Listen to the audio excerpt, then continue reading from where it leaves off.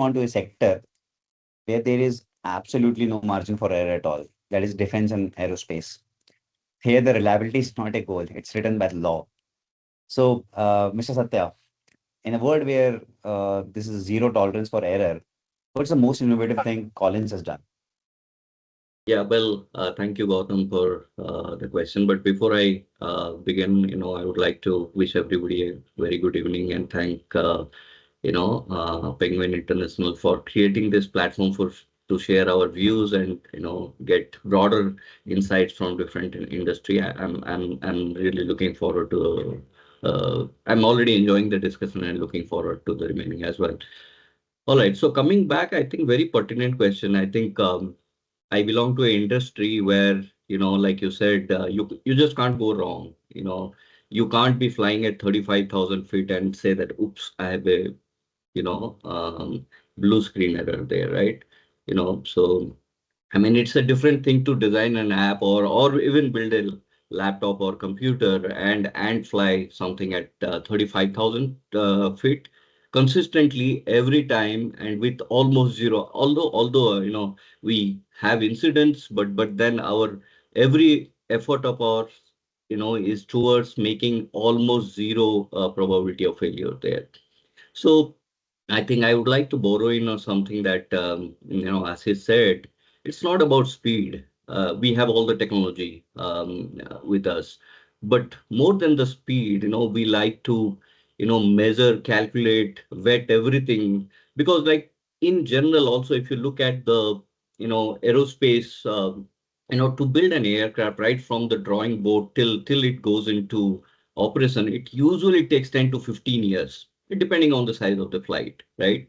So it tells you how the rigorous process is. It's not like you cannot design something faster than that, but it's all about every step. There are, you know, um, reviews, multiple reviews, audits happening with a lot of stakeholders, a lot of documentation. So, every corner case is being tested, right?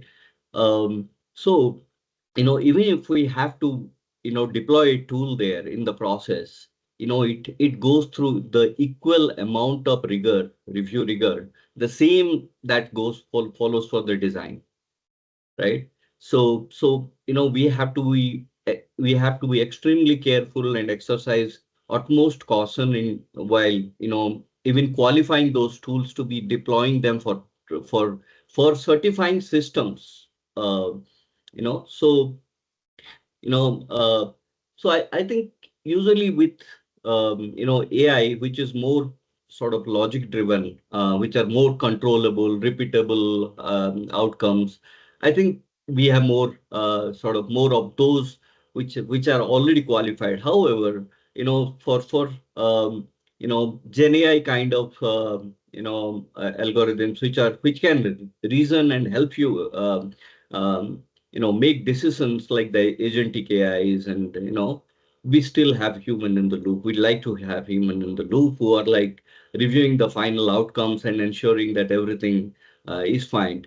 Because so if you see, AI on this, so on the process side, it is more used like a productivity enhancer.